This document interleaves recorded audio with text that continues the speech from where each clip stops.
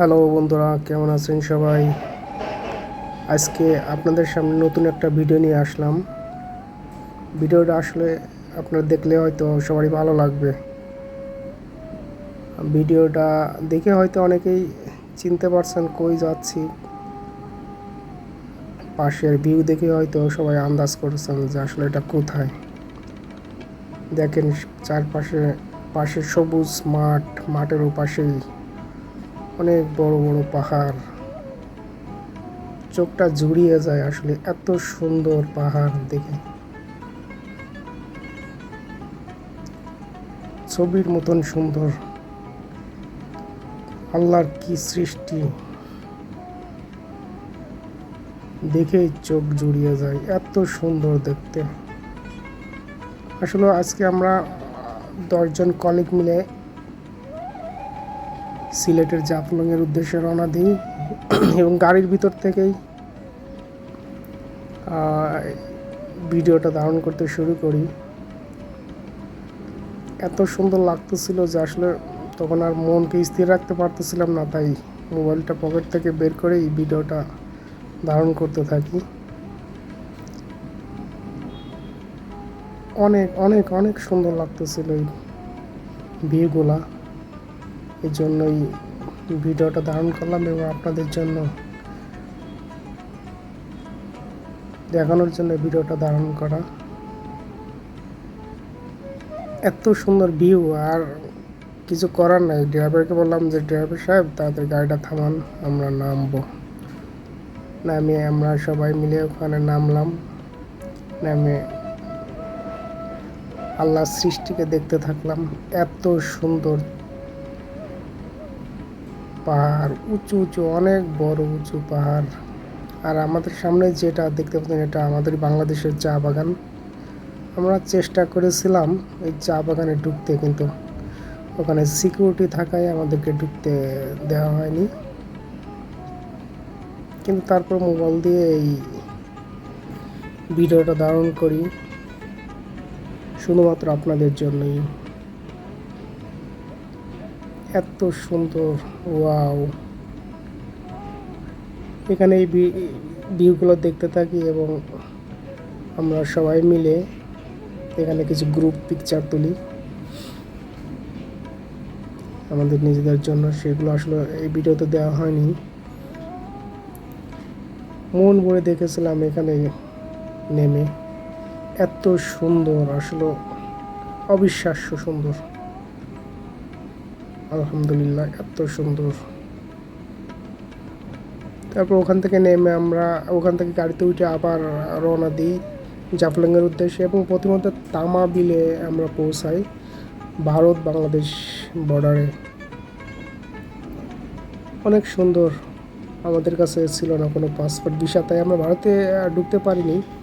সীমান্ত বর্ডারটাই শুধু দেখি, মানে দাঁড়াই সবাই মিলে দাঁড়িয়ে দাঁড়িয়ে দেখি।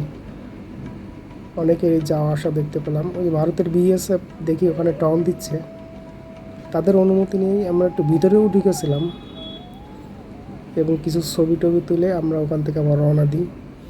এবং রওনা দেওয়ার পরে একটা সুন্দর একটা জঙ্গলের মতন, বনের মতন, সেখানে ঢুকে আমরা কিছু ছবি তুলি। সবাই মিলে সেখানে ছবি তুলে আবার রওনা দিই এবং আমরা পৌঁছে যাই আমাদের কাঙ্ক্ষিত স্থান জাফলংয়ে। জাফলংয়ের অনেক নিচে আমরা সিঁড়ি বেয়ে নিচের দিকে নামতে থাকি। অনেকগুলো 380টা সিঁড়ি সম্ভবত, এখানে 380টা সিঁড়ি আছে, যে সিঁড়ি নেমে আমরা নিচের দিকে নামতে থাকি। নামতে সময় কোনো সমস্যা হয়নি। অনেক পর্যটক, এত পর্যটক এখানে যে ভিড়ে অস্থির, পা ফেলানোর মতন জায়গা নেই, এত পর্যটক। যাই হোক, আমরা সবাই মিলে এখানে নামার পরে শুধু পাথর আর পাথর, এত পাথর। সব পাথরগুলা বিভিন্ন রঙের পাথর। এখানে পাশে ছোট ছোট দোকান, ওই দোকানগুলোতে বিভিন্ন খাবার বিক্রি হচ্ছে, লোকজন সেগুলো কিনে খাচ্ছে। আমরা এই পাথরের উপর দিয়ে জাফলংয়ের সেই স্বচ্ছ পানির দিকে এগোতে থাকি। আমরা একজন নৌকাওয়ালার সাথে কথা বলি আমাদেরকে ওই নদীটা পার করে দেওয়ার জন্য। সে অনেক টাকা ডিমান্ড করে, কিন্তু আমরা সে নৌকাওয়ালার সাথে না করেই আমরা হাঁটতে থাকি। ধন্যবাদ বাংলাদেশ পর্যটন কর্পোরেশনকে এই পাথরগুলো সমান করে রাখার জন্য। এখানে বিদেশি পর্যটকও ছিল, বিদেশি পর্যটকগুলো তারাও এই জাফলংটা দেখতে এসেছিল, তারাও দেখতেছে এত সুন্দর করে এই পাথরগুলো সমান করে রাখা হয়েছে যাতে মানুষের চলাচলে কোনো কষ্ট না হয়। ওই দূরে একটা পাহাড় দেখা যাচ্ছে, ওই পাহাড়টা দেখে মনে হয় যে ওগুলা কেউ হয়তো জাল দিয়ে ওই পাহাড়টা আটকে রাখা হয়েছে, কিন্তু আদলে সেটা নয়। ওটা বিভিন্ন গাছের শিকড় দিয়ে আটকে আছে। শিকড় আছে ওই পাহাড়ের সব জায়গায়। যাই হোক, আমরা ওই সমান পথ দিয়ে পাথরের সমান পথ দিয়ে আমরা আগাইতে থাকি, কিন্তু আমাদের হাঁটতে কষ্ট হচ্ছিল। তার কারণ এখানে অনেক পাথর, কোনো মাটির অস্তিত্ব নয়, শুধু পাথর আর পাথর। পা ব্যথা করতেছিল, আর সেই রকম ছিল রোদ, তীব্র গরম। স্যার সামনে আস্তে আস্তে হাঁটতেছেন, আমরা পিছনে যাচ্ছি ওই স্বচ্ছ পানির কাছে যাওয়ার জন্য।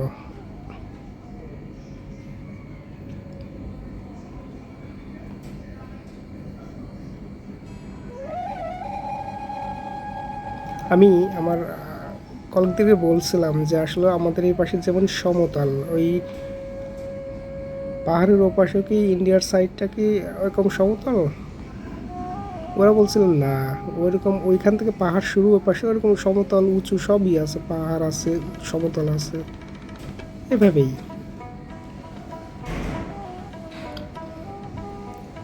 ওই যে দূরে দেখা যায় জাফলং, দূরে দেখা যায় জাফলং এর ওপাশে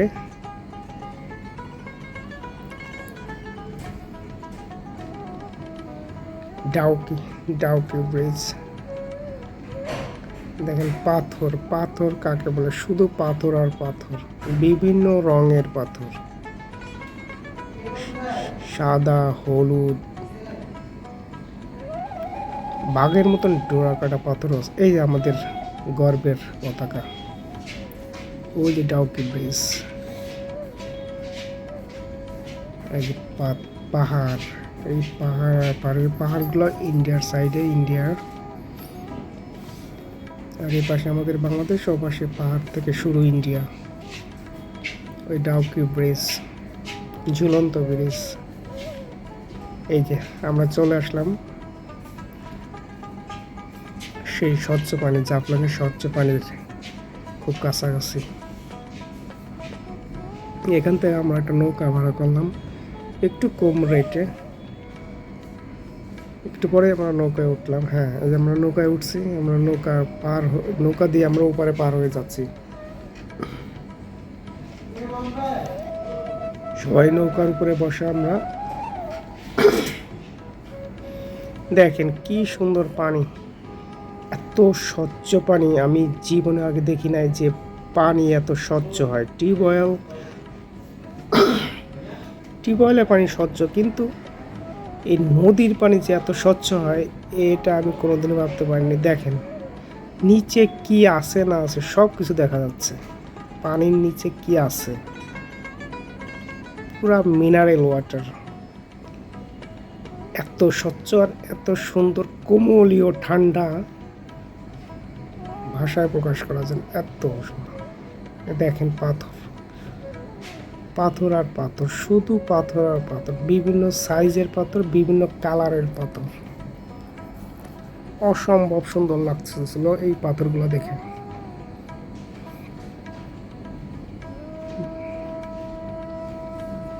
আল্লাহ এগুলো সৃষ্টি করেছেন আমাদের জন্যই, এত সুন্দর দেখতে, চোখ জুড়িয়ে যাচ্ছিল দেখে। যাই হোক, আমরা নদী পার হয়ে ওপাশে একটু উঁচু স্থানে গিয়ে আমি পুরো জাফলংয়ের ভিউটা নিতে চাই এবং নেই। দেখেন কি সুন্দর, ঠিক মনে হচ্ছে যেন হাতে তৈরি এইরকম, এতটা সুন্দর ভিউ, মাশাআল্লাহ, অনেক সুন্দর ভিউ। এই চা বাগান, আমরা ওপাশে একটা চা বাগানে যাই, চা বাগানে সবাই চা পাতা তুলতেছে,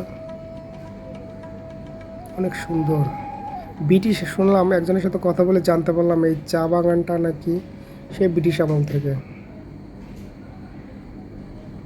যাই হোক, আমরা খাসিয়াপল্লিতে যাওয়ার উদ্দেশ্যে একটা অটো ভাড়া করি।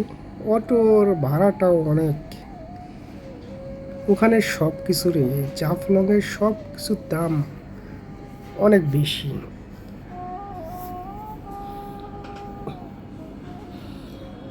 জঙ্গল, চার দুই পাশে শুধু জঙ্গল আর জঙ্গল, আর এই জঙ্গলের ভিতরেই খাসিয়াদের বসবাসের ঘর বাড়ি, এবং ঘরগুলো সব আধুনিক, অনেক সুন্দর সুন্দর। সব ঘরগুলাই উঁচু করে তৈরি করা। জানি না সত্য কি মিথ্যা জানি না, তবে উঁচু করে তৈরি করা আমার মনে হয় এই জন্যই যে বিভিন্ন জঙ্গল, এরা হয়তো জঙ্গলের ভিতরে বা এরা জঙ্গলের ভিতরে বাস করে, বিভিন্ন জীবজন্তুর ভয়ে হয়তো এরা এদের ঘর বাড়ি উঁচু করে বানানো, যাতে জীবজন্তু সহজেই ওদের বসত ঘরে ঢুকতে না পারে। দুই পাশে এত সবুজ আর সবুজ যে অসম্ভব সুন্দর লাগতেছিল দেখতে। যদিও অটো থেকে নামা হয়নি, ওদের বাড়ির ভিতরেও যাওয়া হয়নি, কিন্তু দুই পাশের ভিউগুলা দেখে আসলে মন ভরে যাচ্ছিল। আর ওদের বাড়িগুলাও খুব সুন্দর করে তৈরি করা, সাজানো গোছানো পরিপাটি, একেবারে সাজানো গোছানো পরিপাটি, অসম্ভব সুন্দর ছিল ওদের বাড়িগুলা। যাই হোক, এইভাবে আমরা অনেক দূর পর্যন্ত যাচ্ছিলাম খাসিয়াপল্লী। সেখানে এই দেখেন অনেক সুন্দর মাঠ, একটা ফাঁকা মাঠও আছে, কিন্তু কোনো বসতি নেই। বসতি শুধু আছে ওই জঙ্গলের ভিতরে।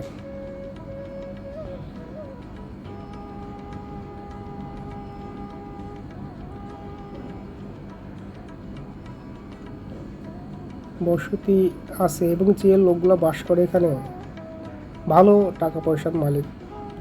ঘর বাড়ি দেখি সেটাই মনে হলো, ভালোই লাগছে, অসম্ভব সুন্দর লাগতেছে দেখতে।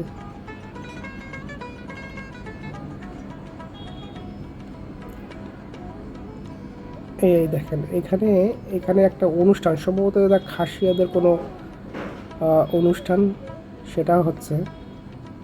অনেকে এখানে সম্ভবত হয়েছে, দেখলাম অনেক লোকজন এখানে, বিভিন্ন স্টল, খাবার দাবার স্টল দেখলাম, ওদের কোনো নিশ্চিত কোনো অনুষ্ঠান, এই জন্য এই অনুষ্ঠানে ওরা সবাই এসেছে, সমবেত হয়েছে।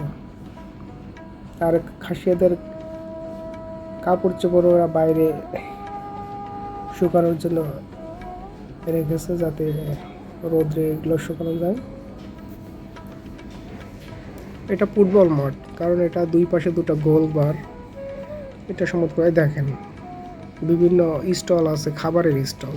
এই যে এটা খাসিয়াদের বাড়ি, দেখেন কত সুন্দর, ওয়াও, অসম্ভব সুন্দর। এই দেখেন উঁচু করে বানানো, প্রত্যেকটা ঘরই উঁচু করে তৈরি করা। দেখেন সব বাড়িগুলাই আধুনিক, সব বাড়িগুলো অনেক সুন্দর সাজানো গোছানো পরিপাটি, কোনো ময়লা নেই, কিছু নেই। যদিও জঙ্গলের ভিতরে বাড়ি, কিন্তু দেখতে সেই রকম সুন্দর, এতটাই সুন্দর লাগতেছে, আসলেও অবিশ্বাস্য।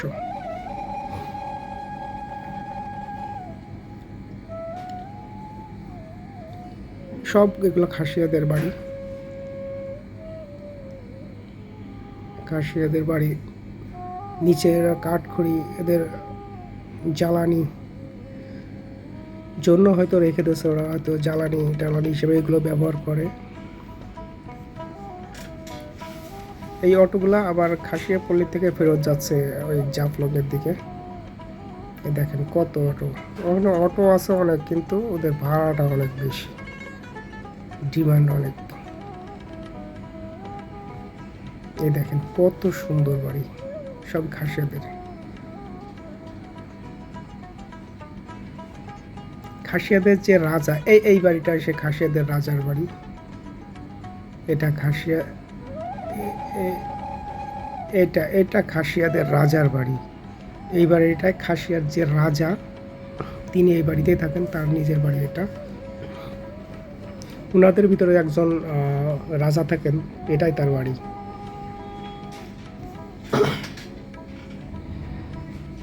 যাই হোক, আমরা যাচ্ছিলাম। এই দেখেন কত সুন্দর। এর ভিতরে কিন্তু পানের বরজও আছে, এখানে পানও চাষ করে ওরা। ওদের পানগুলো অনেক মিষ্টি হয়ে থাকে, অনেক মিষ্টি হয় ওদের পান।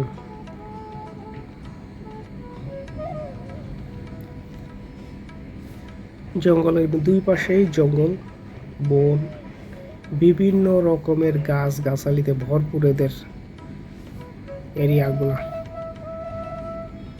এই যে আমরা নামলাম অটো থেকে, নেমে আমরা একটু সামনের দিকে যাচ্ছি। ওখানে অনেক ব্রিটিশ আমলের একটা চা বাগান আছে, সেই চা বাগানটা দেখতে এবং কিছু কেনাকাটা করার জন্য।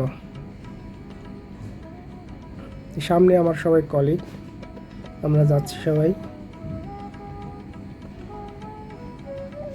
আরও অনেক লোকজন এখানে, সবাই আর কলিগ না যদিও, অনেক লোকজন ছিল, তারা সবাই পর্যটক।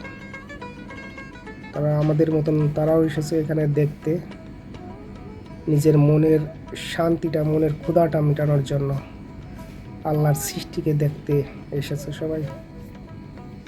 এই যে দেখেন, এখানে আবার ছোট ছোট বিভিন্ন দোকান আছে, এখানে দোকানে কাপড়। এই দেখেন চা বাগান, এই চা বাগানটা সেই ব্রিটিশ আমলের তৈরি, এখন পর্যন্ত এটা স্থায়ীভাবে আছে।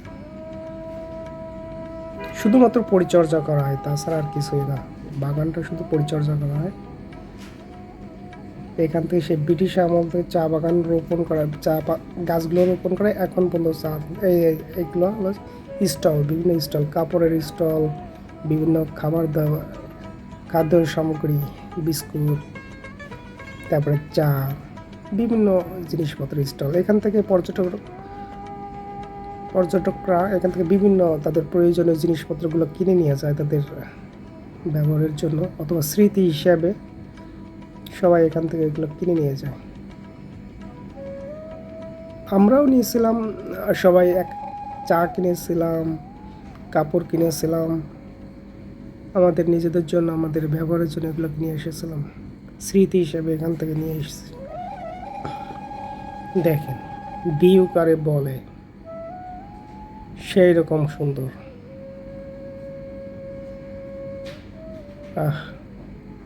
অসম্ভব সুন্দর। এই খাসিয়াপল্লির এই চা বাগানটা অসম্ভব সুন্দর ছিল আমার কাছে, অসম্ভব সুন্দর ছিল।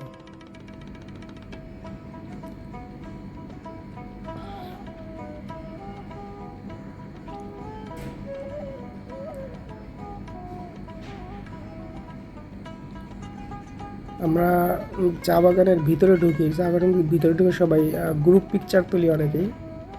এই যে এই দোকান থেকে আমরা চা পাতা কিনেছিলাম, অথেন্টিক চা। আমাদেরকে চা পাতা কেনার আগে আমাদের সবাইকে চা খাওয়ানো হয়, আমরা সবাই চা খেয়েছিলাম, অনেক সুন্দর লাগতেছিল।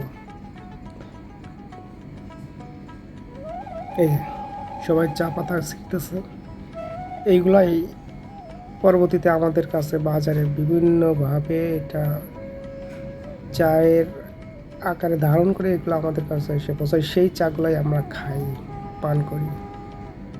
স্যার চা পাতা সিরা দেখতেছে,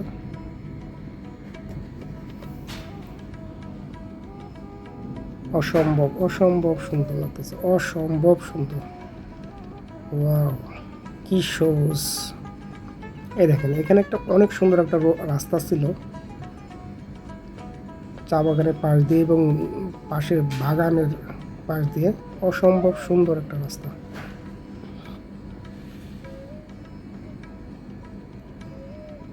যাই হোক, আমরা চা বাগানটা দেখলাম। যাই হোক, আমরা দেখে এতটাই আত্মতৃপ্ত হয়েছি যে আসলে ভাষায় প্রকাশের মতো না। আমাদের মন ভরে গিয়েছিল এত সুন্দর ভিউগুলা। জাফলংয়ে, জাফলংয়ের ভিউগুলাই সেই অসম্ভব অসম্ভব সুন্দর। চা বাগানের ভিউটা ছিল আমার কাছে সবচাইতে সুন্দর। আমরা চা বাগান থেকে ফিরে এসে আমরা যখন গাড়িতে উঠবো, তখন গাড়িতে দাঁড়িয়ে সন্ধ্যার মুহূর্তে ভারতের ডাউকি পাহাড়ের কোল ঘেঁষে ভারতের ডাউকি শহরটা দেখি। কি সুন্দর সন্ধ্যা ডাউকি শহর। ধন্যবাদ সবাইকে, ভালো থাকবেন।